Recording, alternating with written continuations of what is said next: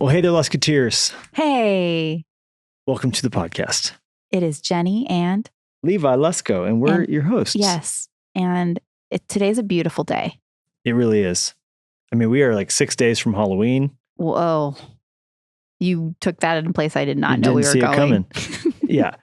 You know what's funny about Halloween now is it's a longer Halloween season than a Christmas season. Yes, it starts so Halloween- early, September 1st. We happened to be at Disneyland a couple weeks ago, and they were rolling out the Halloween decorations everywhere, witches and pumpkins, and it was September 1st. Mhm. But the And day the before, it was the also lady out. said, "Oh, you picked a good day to come because it's today." She said today is the start of the Halloween season, September 1st, which means you have 1st of September through October 31st, 2 full months of Mhm. Halloween, and then presumably November 1st to To December December 25th, you have the Christmas season. Yeah, So, you tell me. which is longer? The Halloween season. That's crazy. I'm just saying we're 6 days away from the end. There's the end is in Oh, sight. yeah, very good. We don't have End to, is in you know, sight. the scary neighborhood things. Ooh, We're not too trying much. to poo-poo on your parade if you like Halloween. not trying to poo-poo on your Halloween parade. Lennox has been in a Halloween mode for a lot longer than 2 months. It starts November 3rd. or November 1st even. For him, what is It's going to like- be his next year's Or Halloween even costume? the day. It's like I'm Batman today, but next year Yeah, no, yeah. I'm gonna be Mario. I said, buddy, we need to get haircuts. Let's get our haircut. And he said, no, Dad, I can't cut my hair.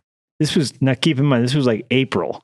He's like, I'm growing my hair out for next Halloween. The commitment on this kid, it's just, But he got a haircut though. he did get a haircut against his will, Yeah. kicking and screaming. Yeah, but then the guy gave him a sucker. He was happy. He didn't even know it happened. All right, today on the podcast, our friend Bianca Olthoff. Bianca is a spicy meatball, isn't she? Spicy meatball. She is a spicy I love one. her so much. She's hilarious. This girl's a pistol, man. And she is so sincere Mhm. and kind. And she has the goods, as they say. She Yeah. opens up her mouth and what you hear comes out as quality Yeah. and strong and fun. Beautiful voice, both like the sound of her voice, but also coming from her heart. This conversation was so sweet. Her books are awesome. I've only read 2 of the 3, but I'm really excited to read the The newest recent one Grit, Don't that just Quit. came out in August. Which we do talk a little bit about that in the conversation. Her and her husband lead the Father's House, Orange County, a Mhm. church in, I don't know exactly what city it's in. Mm. What city is that church? We need to Google it. I'm going to guess Orange. Is that true?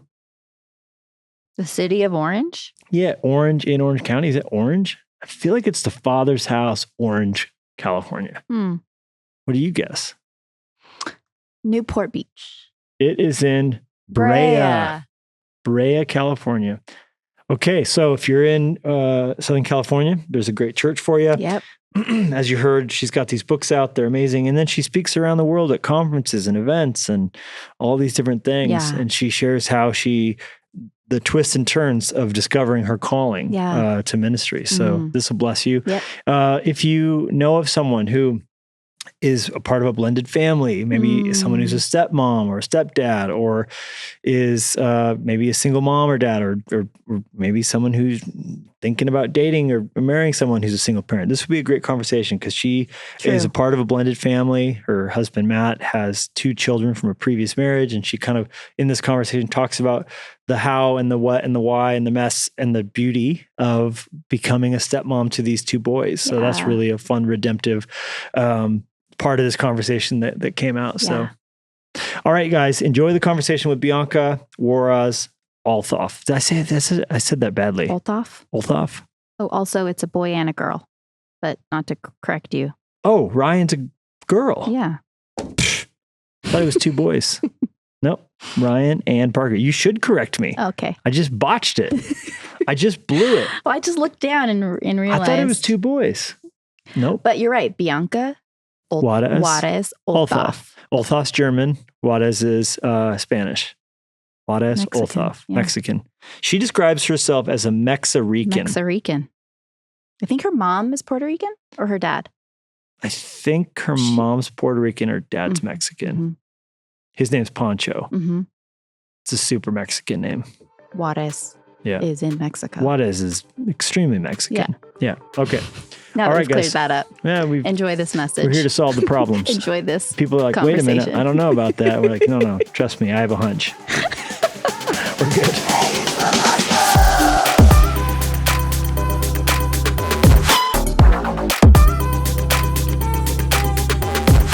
Well, Bianca, we are so excited for the very first time to welcome you to the podcast. Thanks for coming on.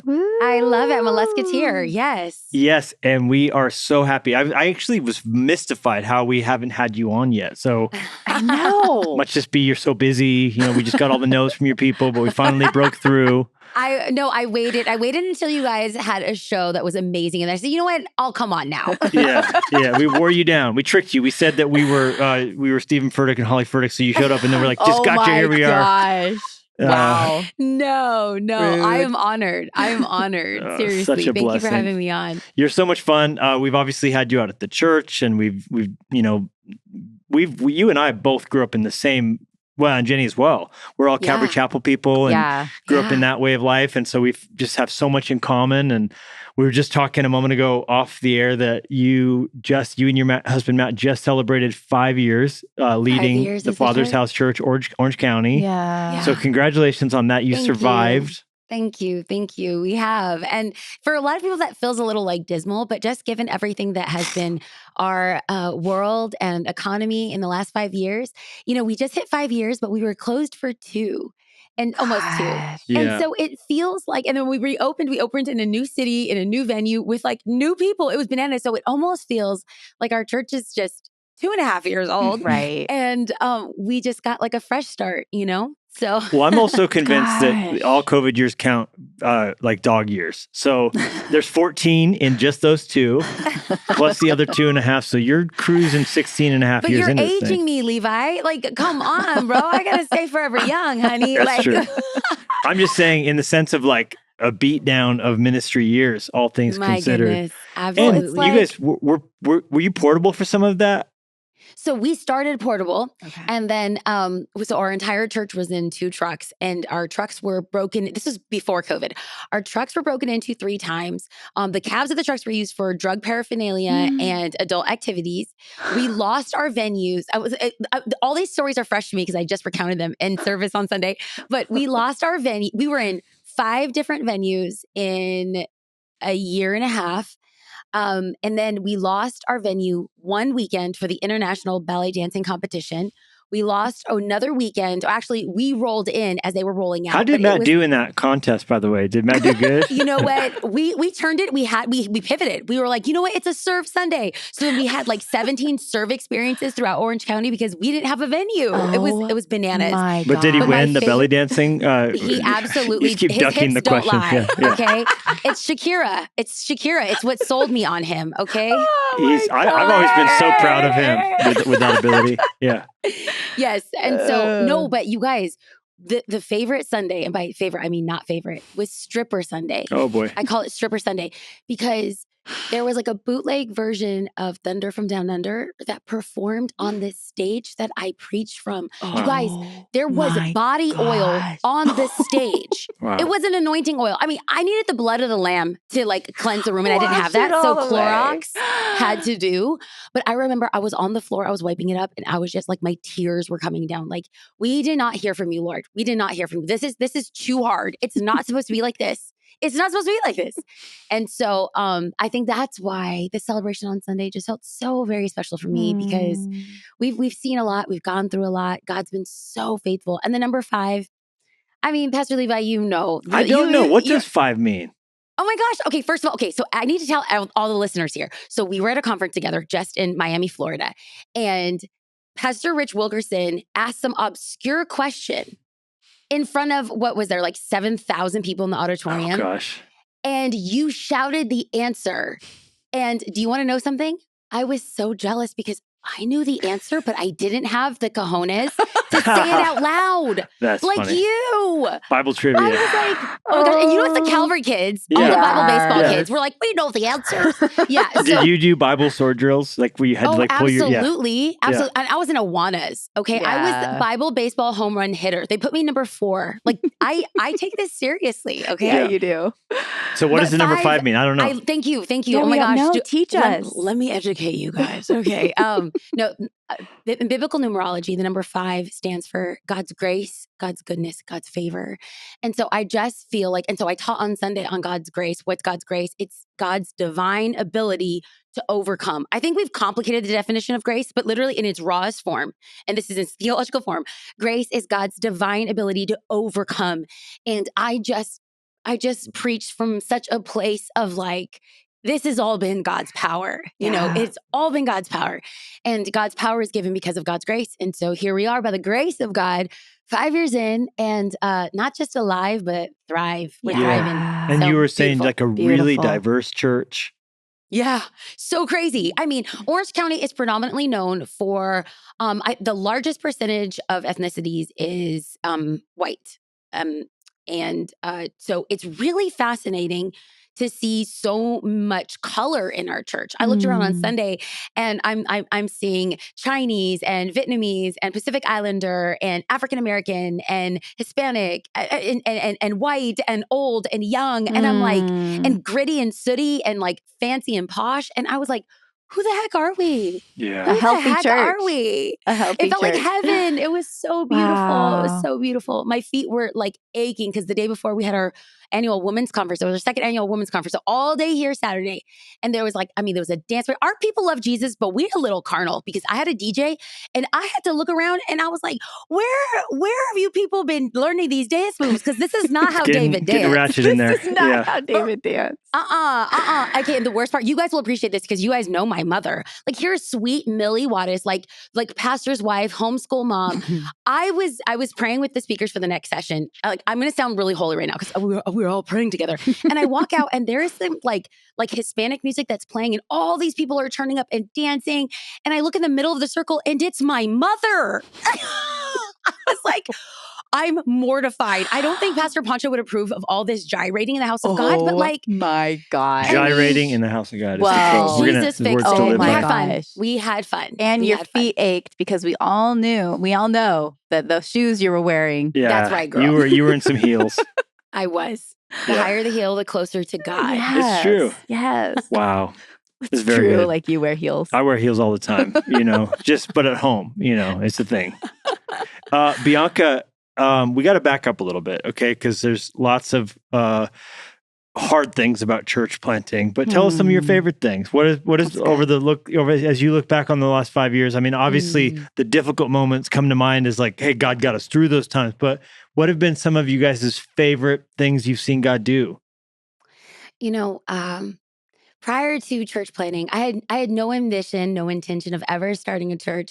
My dad is a church planter. He still teaches 4 services every single Sunday and a midweek Bible study. I mean, the guy is a gangster. I don't know how he did. That generation has such a work ethic too. They do. Oh my gosh. They don't stop. They don't. They were raised on something else. They were raised by wolves and like they're still out in the streets.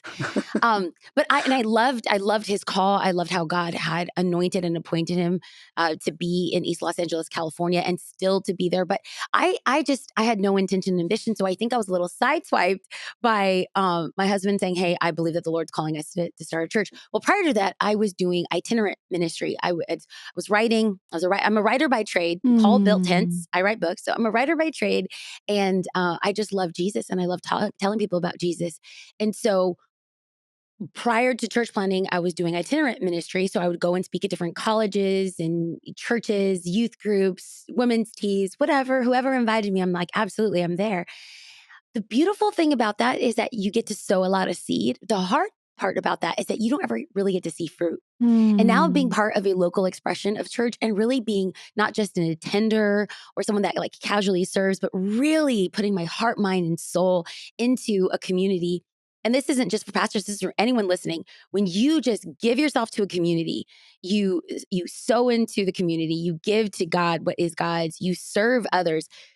you get to not just grow fruit yourself, but you get to witness the fruit of other people's lives. So my favorite thing, that's a long-winded answer. See, leave it to a Latina to give like 1,000 words for like bring it. One We're sentence. Here for it. Beautiful. Watching the fruit in people's lives has been gasoline to me. It has just been the thing that just keeps me going. We had a girl that she received Jesus here, got baptized here, started serving, started a community group here, leads here. And this past Saturday for our women's conference, she was one of the hosts. And to see her just walk in this amazing literal life transformation has been an absolute gift. And for so long, I think prior to starting the church, I would have conversations with God, like, is my labor in vain? Like, what's the fruit of it? I didn't get why I wasn't seeing fruit. I wasn't in a local community for a really long period of time to see the fruit. And now I'm here. I'm like, wow. I'm standing in an orchard that was watered with tears that I wept and seeds that I've sown. And it's my favorite thing. Oh, that's beautiful. Beautiful. Wow. So good. Okay, now backing up a little bit, you have a twin sister. This I did not know. I did not know that for a very long time. And she looks. What? I didn't know that forever. And then one day you posted something of you two together. And I was on Instagram and I saw it and I was like, what in the world? So are you guys identical twins? We're actually fraternal, but we do look very identical. And our voices are exactly the same. In fact, I broke up with her now husband when they were dating in high school. I told him, I was like, never call me again. Like, you are so unworthy of I was like, this whole thing. And our voices are exactly the same. And so he stopped calling and Jasmine found out and Jasmine almost killed me. But they're married now, so it's all fine. Oh my God. You just did it to mess around. Sabotage. I totally did. I did. Yes. Oh my gosh. Okay. So growing up with a twin sister, East LA, middle of a church plant, you said you didn't go into being the track of like, I'm going to start a church. You did more itinerant ministry. How did God really kind of shape you to that? I mean, how did you know you were called to do that? Was there ever any point when you didn't know where you thought you'd be in business, or how did that journey look like? Okay. So I love academics. So I struggled academically as a child. I couldn't read, write, or spell until the age of 12. I was illiterate. And then doctors, both Jasmine and I, and doctors had thought we had like learning disabilities. And so it was like a whole journey. But I began to fall in love with learning and love with academics. And so I went to graduate school only as a springboard to get my PhD. I wanted to open up a contemporary art gallery in Los Angeles. And I wanted to be like the people that Paul speaks about that are like super generous and fund the church. But I never wanted to like be part of a church. I just wanted to fund it and like go to church and just love Jesus and worship and high five people as my way out. And then like throw up dollar bills like I'm a baller. Like, I'm going to fund you. I'm going to fund this. You know? Were you going to have a cigarette holder like Cruella de Vil? Like it's just like an unnecessarily long one? Yeah. Except it wouldn't be cigarettes. It would just be like I'm blowing out power of the Holy Spirit. That's very nice. Like, that's it. That's very nice. A bubble blower. A bubble blower. I'm picturing like a saved, what's the girl from Vogue? Anne, what's her face? And is it Winters? The girl. Oh, Anna Wintour. Always with the dark sunglasses. Anna Wintour, yes. Yeah, very good. Yes.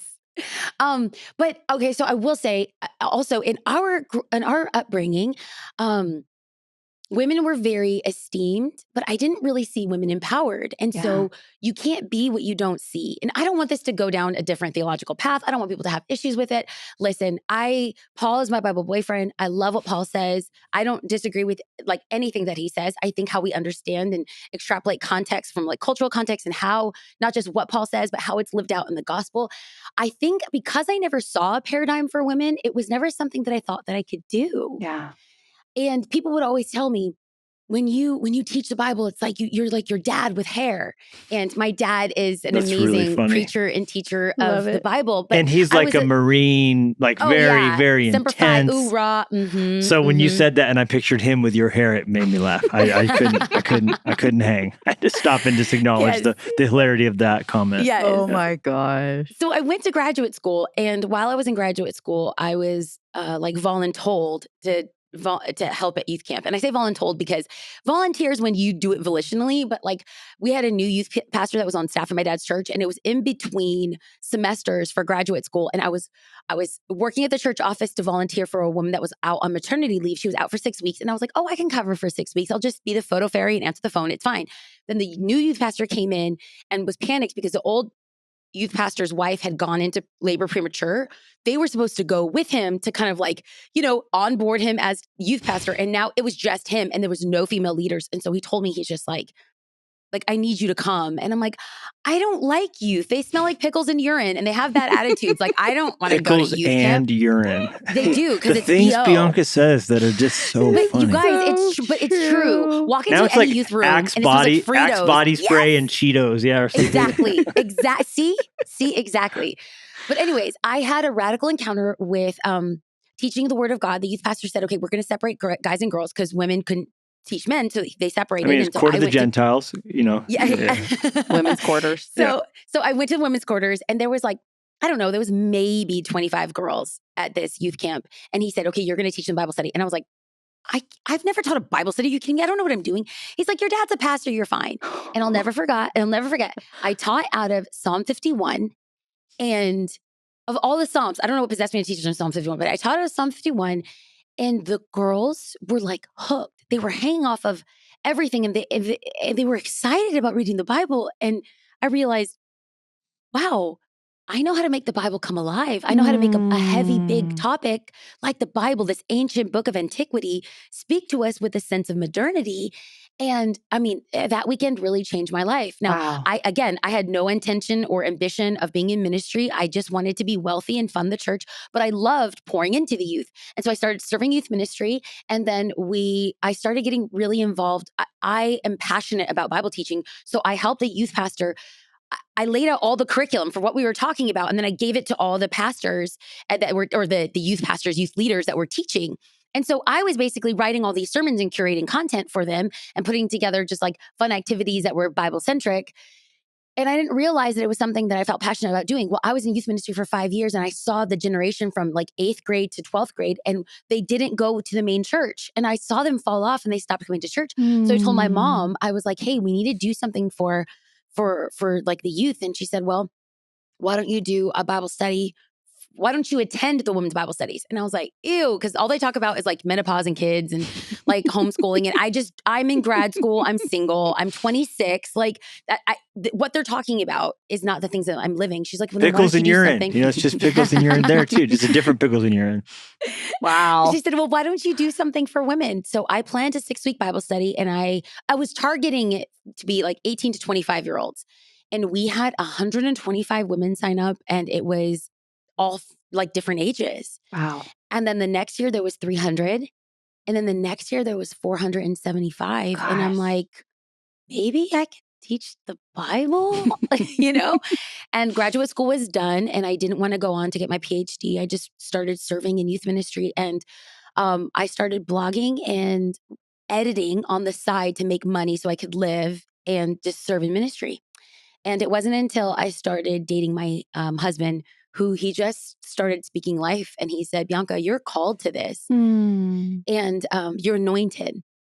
My husband's actually now working on his PhD, but at the time he had his undergraduate and graduate degrees, both with like biblical studies. And he said, I know so much, but you're anointed. And so when we started the church, he was the one that was like, B, like you are going to you're going to be the primary communicator for the church. I'm going to support and help, but I know what my strengths are. I know what my gifts are. Wow. I build, I develop, you teach and preach. And honestly, you guys, this is a very new journey for me. Wow. And it's one that has, I'm going to try not to get emotional because it's been the most beautiful, but it's also been the most hardest thing. Yeah. Because none of my insecurities have ever been more on display than in preaching the word of God and teaching the word of God. And then also like believing the lie that because I'm not seminary trained or, Levi, I'm not going to say names because you'll actually know who I'm talking about, but when I was dating my husband, I was like, you know what? I want to go get my master's and I just want to learn more about the Bible. I'm going to learn more about the things of God, learn more about theology. And I applied to a seminary that, if I mentioned, you would be familiar with. And when I filled out my application, now keep in mind, you guys, this is not like a subtle flex. I'm not trying to brag. I'm just telling you why I was surprised. I'm a Bill Gates Millennium Scholar. I graduated undergraduate with a 3.9. I graduated graduate school with a 4.0. Dang, so when I got rejected from seminary, I was confused. I thought it was a mistake. Okay. I know this sounds arrogant, but please just hear my heart. Okay. Yes. Yeah. I thought it was a mistake. So I called and I spoke to this individual who knows my father and knows me. And I've spoken at their youth events and their ladies events. I'm thoroughly confused here. And he said, well, the prerequisite was the preaching class. And I said, yes, I know, but the preaching class is only for men. And he said, well, then this graduate program probably isn't for you. Wow. Yeah, brutal. Wow. And How old were you at this point? I was 27. Okay, yeah. Wow. 26, 27 by that time. And so I think just the weight and the reality of that, that will forever mar me as feeling like I don't have what it takes to do what I'm currently doing. But I'm still looking at this and I'm like, well, the disciples never went to seminary. Yeah. Paul the apostle never went to seminary. Yeah. So I'm going to probably follow that rule in that line. Now I would love to go to seminary. The time isn't now. I'm waiting for the kids to like be out in college. Parker's in college. Ryan she's going into her senior year. I don't really have a whole lot of capacity right now between like book writing, podcasting, church leading. Oh my gosh. It's just a lot right now, but I will. I'd love to go and get some formal biblical training. That's beautiful. But so much thank you for sharing so much of that story and your vulnerabilities and the twists and turns. And do you think, looking back though, just as much as that's been something that for you has been like a nagging, like the devil uses that to say like, oh, see Bianca, they were right. See Bianca, whatever, but that it was maybe even necessary for you to kind of have that shut door to trust God? Like, cause I mean, we all have our own kind of versions of that. And I'm sure that in some ways was kind of designed by God to get you to trust him fully, right? And you want to know something? It more than trust, it was almost, I'm going to be cautious with my words because I don't want it to feel like God is playing some game. I don't feel like God's playing a game, but it was almost for me to really fight for whether or not I'm called. With every door slammed in my face and people who I really respected telling me that I'm not cut out for this. I actually wrote about this in a book that I wrote called Grit Don't Quit. And the reason why I included this story is because 10 years ago in Knoxville, Tennessee, I had two people who I believe had the best of intentions. They really just wanted to speak truth to my life, but they basically told me that I'm not cut out for this, that I am charismatic and entertaining, but I'm not formally trained, and that I would probably be better served making YouTube videos. Wow. That's nice. Thanks for that. Yeah. Yeah. Dang. And I have probably like a dozen more of those stories. And really walking away from the shut door from seminary, the conversation in Knoxville, starting the church. And I'm not talking about like people I don't know, like people I'm close to, people I know who have said, you're not called to this. And really feeling like, okay, I trust you. I'm not called to this. But then once again, I can't explain it other than the Spirit of God picking me back up and saying, you're not looking for man to validate you. The Spirit of God is with you and has called you. And so I just have to be obedient. And I know it doesn't make sense to everyone. Yeah. Sometimes, if I'm honest, it doesn't make sense to me. But I'm just in a season of extreme obedience. Eugene Peterson says that it's long obedience in the same direction. Yes. That's following Jesus. And that's where I find myself every single Sunday when I stand up and preach the word of God. Yeah. So good. Well, and even how beautiful it is that God sent you a husband who so quickly and immediately was like, you're anointed. Yeah. And even if other voices weren't saying that, one of the most important voices speaking life and encouragement. And that's so special. It is. It has been. It has been. Okay, now how did you and Matt meet? I have not heard this story. We've met in a very romantic way. We met online. We met on eHarmony. Love no it. lie. Love no it. lie. Now, keep in mind, okay, so that doesn't sound creepy today because like people between like Bumble and Hinge, Tinder, Match.com, it's very common. But this was, you guys, this was literally 14 years ago. That was the like bleeding the edge. Craigslist. Yeah. Wow. Yeah, no, Craigslist killer was like a thing. You know what I'm saying? Like this wasn't cool. No one wanted to meet their person online. You know, that who people like Napoleon Dynamite's, Uncle Rico, like that, those are the people that you meet online, right? So I did not go out with one person. I did not chat with one person. I did not date one person. The one person that I connected with and actually like had a conversation with is the one that I am married to for 13 years. God. So it was a match right away and you guys just started dialoguing. There was no other kind of setups? Okay. So he got a lot of like, he went out on a lot of dates and he met a lot of people and he was matched with a lot of people. I wasn't. I don't know why. You're I picky. think Yeah. that's what I told him. I said my bar was really high. Okay. That's probably what it was. I didn't get a whole lot of matches, and the matches that I did, you guys, okay. Side note for a whole other podcast, but like we have to do how horrible online dating is, or dating just period. There needs to be a whole episode on dating because we'll bring Lisa Harper in for this conversation. We'll have you two together sharing horror stories. Yes. You guys, the first person, my most compatible match on eHarmony was the 2007 Scrabble champion. His occupation listed was keeper of the night. Oh no. His profile photo, he had sunglasses on and he was inside. How do I know he was inside? Because he took a selfie before selfies were a thing. He took a selfie in the bathroom of himself, and you could see the reflection of the bathroom mirror into his bedroom, and his bedroom had a mattress on the floor, no sheet, some laundry on it, and I'm like, this is my most compatible match. Yeah. It's me. I'm single. It's me. I'm why I am single. Okay. Oh my God. So that's why I called it eHarm me. Yeah. Because I didn't meet anyone, like anyone. And then this one guy that I did, it said that his most influential person in his life was his pastor. The last book he read was Leading with a Limp by Dr. Dan Allender and Isaiah. I was like, okay, this is cool. He had this long list of places he traveled. And I was like, but he was what at the time they had this thing called a flexible match, meaning that you're very compatible, but there's something in their profile that you said you didn't want. There was 3 things that I said I didn't want. I didn't want someone who was divorced. I didn't want someone with kids, and I didn't want someone who smoked. And he was divorced with kids. So I was like, oh, well, nah, okay. It was good while it lasted, type of thing. And then he actually initiated conversation and I responded back. And it was kind of like me trying to go through the loops to say that I tried online dating, but I was not expecting, okay. And his occupation, get ready. Matt's occupation on his profile said community developer. And it said that he lived in Orange County. Now, don't judge me. Okay, don't judge me. But in my mind, I'm thinking, oh my gosh, this guy's rich. He lives in Orange County. He's a community developer. He owns KB Homes or something. You guys, he didn't want to put on his profile that he was a missions pastor.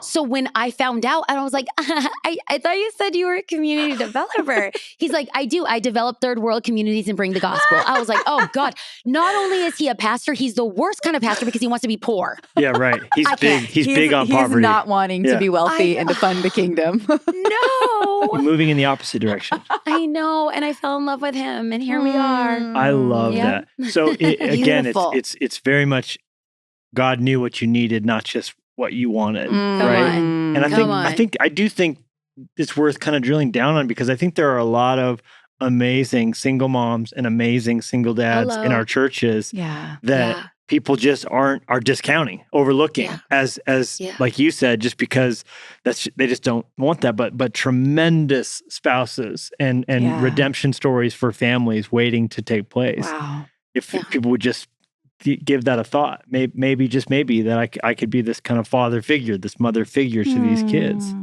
And to speak to that for a second, because I think a lot of people will look at my life and be like, oh, wow, I started dating this single dad because I saw you. And I'm like, listen, it's a calling. Yeah. It's a calling. I think that if we're not careful, we can romanticize and think like we come in as the rescuer. No. It's a calling. And of course, the word nerd to me has to wrap some theology around this. It's like, if you choose to step into step parenting, we have a choice. And we could be, as I take a look at scripture, people say, oh, step parents aren't in the Bible. Yes, they are. Yes, they're step parents in the Bible. We have an Old Testament reference between Sarah, and Sarah is the example of a horrible stepmother. Very good. Wow. And very good. You can cause, if you are not careful, you can step in and cause wars for the next generation. But then we have this example in the New Testament where Joseph, the father of Jesus, that was a stepfather for Jesus, and he changed a world changer. So we have a choice, Bianca, as a step parent, where you can cause wars or you can raise world changers. And I made a decision. Parker and Ryan, their lives are already chaotic because they're products of divorce. So I'm going to love them and speak life and believe that whatever input I get to have into their life and rear them. Parker's lived with us full time. Well, now he's in college, but he lived with us full time. And I told him, like, listen, I'm not trying to take the place of your mom, but I will raise you like a strong Latina mom. Okay. Like, and here's the thing, I'll tell you the truth, because your parents, they're not always going to tell you the truth. I'm going to tell you the truth. I'm going to tell you when your breath smells. I'm going to tell you when you're being a punk. I'm going to tell you when you're not shaping up, you know? And guess what? This kid who I'm besotted with, I love Parker Mason. My husband doesn't have a tattoo with my name on his body anywhere, but my stepson, oh yes, he does. He got a tattoo with the letter B for me on his arm. Oh my gosh. And yes. So Bianca. I'm like, I know. I've been in his life since he was 5. Wow. And now he's going to be 20 in February. It's bananas to me. It really is. Gosh, what a beautiful So anyway, story. I do believe that as a step parent, you can bring damage, or you can really develop. And I choose to develop the next generation of kids, whether I birth them or not. Such Very a good word. Wow. I just imagine that really encouraging some listeners who are either in that place or maybe single and just wanting to know God's will for their life. And I have some friends who are single and who are getting older and wondering, am I going to get married, and is it going to only be a man who got divorced with kids? But if, like you're saying, if God's calling them and if God allows like the beauty in that, that's just so beautiful. Yeah. Thank you for sharing that. I'm curious what pushed you over the edge and made you take the date? You know, because you had sort of, I'm not going to do this. What made you? Oh my gosh, I'm going to tell on myself. This is so embarrassing. Okay, the reason why I was single is because I'm weird, like straight up. Okay, so the short not version like is 2007 Scrabble champion. We're just no, not that weird. Just 2 steps above. Because I mean, I was homeschooled, so like that really makes me weird. I was homeschooled before it was like the in vogue thing to do with all the hipsters and Gwyneth Paltrow's Goop products. Like, no, I was homeschooled where people were like coonskin caps and went to chia conventions. Okay, like no. So, this is how it started. So he asked me out to coffee, and I like panicked, and I called my best friend and was like, oh my gosh, he asked me out to coffee. She's like, Bianca, you're 28 years old. Go to coffee, like for crying out loud. And so I accepted his coffee date. And on the day that we were supposed to go to get coffee, it was a Tuesday. I'll never forget. I panicked. And my mom is asthmatic, and it's very common for her to have an asthma attack where she has to go in and get a breathing treatment. Well, I used this non-dramatic opportunity while I'm in the hospital to send him an email from my trio. Do you remember the trio? This is before, like, Palm. trios back Did in a the little day. stylus come out of it? Yeah. I absolutely did. So here I am on my trio, like emailing him and saying, hey, he didn't know I worked for a church, but I was just like, I just want to let you know that I so appreciate getting to know you, but I have to be forthright and let you know that I am a passionate Jesus follower and I'm committed to ministry. There's a call upon my life, and I am stepping into a season, and I know I'd signed up for online dating, but the truth of the matter is I believe that God could bring you guys. It was like this long, ridiculous email about why I could not go to coffee with him, and I'm using this opportunity because my mom's in the hospital to like let you know. Wait, and did you push each tiny button, or were you absolutely. like Absolutely, with my thumbs. Yes, with my thumbs. Absolutely. And he replied back like nanoseconds later, no problem, ... It was just coffee. And y'all, I felt so stupid. I was like, oh my gosh, did I just get punked? Like, oh my gosh. Okay. So then to save any like dignity that I had, I replied back and I'm like, oh my gosh, I know that might have felt like there was a lot on that. But you know, it's just, you know, I have a heart for ministry. He said, hey, no problem. I get it. Can I call you? And I was like, oh my gosh, this guy doesn't get a hint. Like, no, I just told you no, I don't want to go to coffee. And so I was just like, okay, I'm free from 2 until 2:15. You guys, I had nothing to do. You gave him 15 minutes to do. I gave him nothing to do. That's a long time. And at 2:00 exactly, he called me and he had a good voice. And I was like, oh, he's like, you know, Bianca, I just wanted to let you know that I'm a pastor on staff at a church called Mariners here in Orange County. And I love that you have a call of ministry. I just wanted to let you know, I know it might feel foreign to online date, but you can find really amazing people. And if you're ever in Orange County and you ever want to visit a church, let me know. And I said, likewise, if you're ever in LA, come stop at my dad's church, you know, blah, blah, blah. And I tried making it be very casual so that it didn't seem like I'm weird. And so I said, hey, if you're ever in LA, here's my phone number. So we got off the phone and he texted me, he said, hey, here's my phone number. Thanks a lot. And then I texted him back. And then he texted me, and then I texted him, then he texted me. And so we had this like text station. It wasn't a conversation, it was a text station. And that felt very safe for the awkward homeschooled kid in me. And so after like 5 days of texting, my best friend was like, for the love, I flew out to go visit her in Scottsdale, Arizona. And she's like, you're not even present with me. You're talking to this guy so much, just go out to meet him. And I lived in LA, but I flew into Orange County because my twin sister lived in Orange County. And I texted him and I said, hey, this is random, but I fly in at 7:00 at John Wayne Airport. Like, do you want to get coffee? And that day I walked in to Starbucks at Irvine Spectrum. Wow. And I sat across from this guy and I was like, this guy has debt. He's divorced and has dependents. But his love for the Lord and his belief in love after being so hurt after his previous marriage and infidelity and all this other stuff, that I was like, sign me up for this guy. Wow. And literally, we dated for a year. He proposed and we were met and married within a year and 8 months.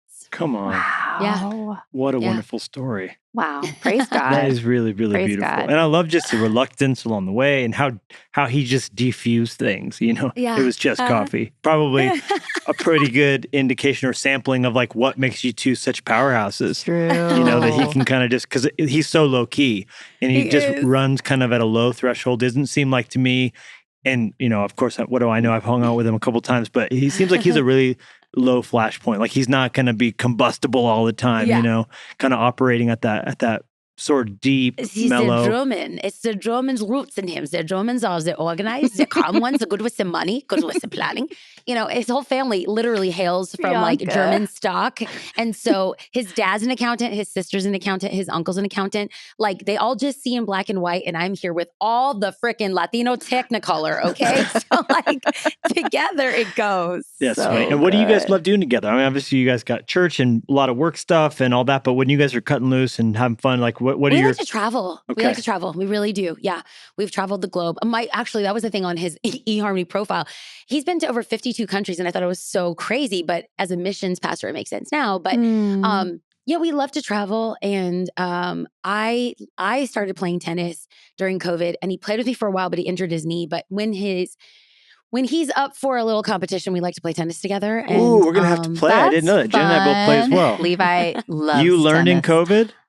I did, and I love it. I actually just got rated. I went to the Rafael Nadal camp that was on tour, and I got rated a 3.5. Oh, so very I was, good. I Yeah, know. girl. I was like, okay. My serve sucks, but I am very competitive. Like, so defensively is my strength. So I just got to work on my offense a little bit And more. are you singles, doubles? Singles? Singles. Yep. That's And, so fun. Good for you're you. right, you're left-handed. I'm right-handed. Okay, and do you have a one or two-handed backhand? Two. I only learned two. Okay, yeah, sure. Yeah. And yeah. do you prefer like your ground strokes or do you slice a lot? Ground strokes. Okay. Because I play a power game. I really watched a lot of Serena and Venus, and I love their power game. So when I play with my dad, and he does, these little like dinks, it just kills me. You and don't I'm like all that drop shot business? No, Yeah. it's just like that feels like weenie playing. Can I say weenie on the show? I think so. Just, yeah. It's just like, oh come on, just hit the ball, Just hit the ball. And how do you feel about Coco? You like that? You like that new generation? Is amazing. Amazing. I'm besotted with her. Like I watched the U.S. Open that was just playing, and that was just going on. And she's so entertaining. She's so classy too. I love that she's from Atlanta. I have so much respect for her. And then Ange Jabeur is another one of my faves. Yeah, like she's just so too. cute. I love watching her. She doesn't try to play like. I think sometimes as women we can kind of try to play the feminine card, the feminine way, and she just plays the game. And I like the way that's the way I handle preaching. Like I don't feel like I have to try to be a certain type of way when I preach. I just want to play the game. Yeah. So I love watching her game. I really do. And I love her relationship between her and her husband, who's her trainer. Yeah. Which is, It's just I can't so imagine having your special. husband be your coach. Like that to me, I feel like that would be tough. I'm like, that's so fun. Tell me when I suck. No, honestly, every Sunday that I teach, I debrief immediately with Matt. Yeah. I was like, okay, we have 15 minutes. Like, how do I change this? How do I make this fix better? Fix it, Matt. That's what I say to Jennie. Where did it not work? Where did I lose you? Yeah. Okay, so do you play tennis against Matt, or do you have other partners you play with? Listen. Okay. I'm going to tell on myself because I cannot lie. I'm here at church. I cannot lie in the house of God. Never more do I want to cuss. than when I play tennis against my husband. God help me. So he hails from a family of athletes. And so he can just pick up a racket and just be naturally good. But I did a little Sabbath and I completely like turned off my laptop, turned off my phone, turned off email, like unsubscribed to everything. And it was for 7 days. And so like on day 5, I invited him to come and I chose a place to Sabbath that had like tennis courts. And so I said, I brought your racket and I'd love to play with you. The only thing I want to do is play with you. You guys, 13 years of marriage, I have never beat this man in tennis. And this year, I didn't just beat him, I freaking demolished him. Okay. It was 6-2. 6-2. Wow. He even said, he's just like, you know what? I was not mentally prepared. So the next time, you're going down. I will destroy you. So this is our level of competition when we play games. Okay. It's dangerous. It's dangerous. But I finally beat him. Thank God. The fact that you started in the pandemic and are rated 3.5, that's not nothing. I mean, you're talking about him picking it up and just being, that's incredible. Did you learn when you were little? Like you said that your dad plays, but he didn't teach you? No, actually, my dad didn't. I wouldn't say like plays. Like my dad played a little bit at Calvary Chapel, West Covina, and like with all the pastors. Pastor Chuck apparently was very good at tennis. That's what I heard. That's what I heard. Yeah, and so he played recreationally, but racquetball was really his thing. He loved racquetball. Oh, okay. That's like a super 80s, like the racquetball, like a big community. I love tennis. We'll have to absolutely play some doubles with you guys when we're around each other next.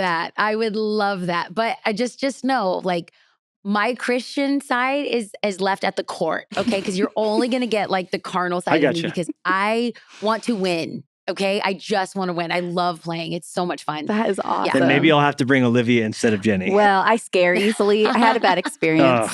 We played doubles with the Tebows. I don't know if you've ever been across the net from Tim Tebow. I'm sorry, the professional football player? Yeah, who's not even great at tennis, but he's so intense at the net. Everything is that intensity, that Heisman winning energy he brings to everything. If you've ever played, what's that Sharks game? and Minnows. Sharks and Minnows with Timmy. If you've ever, the board game. Oh, Catan. Settlers of Catan. Yes. It is the scariest thing to play a board game with him. So you want to see that competitive thing. I'm not that great. I'm learning myself. So. But Jennie had never grown up playing at all. I grew up watching it. Like I grew up watching Andre Agassi and I loved it, but I didn't learn to play until And I took lessons ever since I was a little kid. I played forever. But you played a long time. To want to play with her, she took lessons so we could start playing together because the kids play and she just wouldn't have a purpose on the court, besides looking cute and picking up balls, So she took lessons on her own and now it's fun because we can play together or doubles or whatever. But she got scarred pretty hardcore being across the net from Tim. So it might be the same thing playing with Bianca, it sounds like. The rage in your eyes. I'll see it. Oh, gosh. Okay, besides tennis and travel, you guys cook, you guys foodies? Yes. Yes. My husband's a sommelier. And so we started the church actually started because we hosted dinner parties at our house. And we got to invite a bunch of different people and they came into the space and place. And what happened through the conversations was what birthed the church. Wow. Yeah. Wow. That's fun. Okay. And you mentioned early on, you write a lot. You briefly talked about your newest book, Grit, Don't Quit. What a great title. Your titles are all so good. Your books are amazing. Play with Fire I remember reading it on a plane to South Africa. And literally read it. No, she read it cover to cover on the flight. Wow. And then she kept laughing inappropriately on the flight. And I was like, this book is so good. In fact, she was like, you have to get Bianca to come. And we did the Play with Fire book club in our summer reading that year with you coming up. Well, and then how to have your life not suck. That's talking through the book of Ruth. That's one of my favorite books. And I love your writing. And I feel like your voice comes out in your writing so beautifully. And you have such a beautiful voice. But I appreciate that. I love Thank it. you. Yeah. You really I'm do have a excited good to radio read the voice. next one. Your actual, the tone of your voice Yeah. is very pleasant to listen Yes. to. Oh, well, thank you. No, but you could do like audiobooks. Have you ever thought about that? Like, do you do your own? I insist I do my own audiobooks because when I write, like even my sense of humor, like I Mhm. can't have someone else say like ghetto fondue or, Right. you know, Ghetto fondue.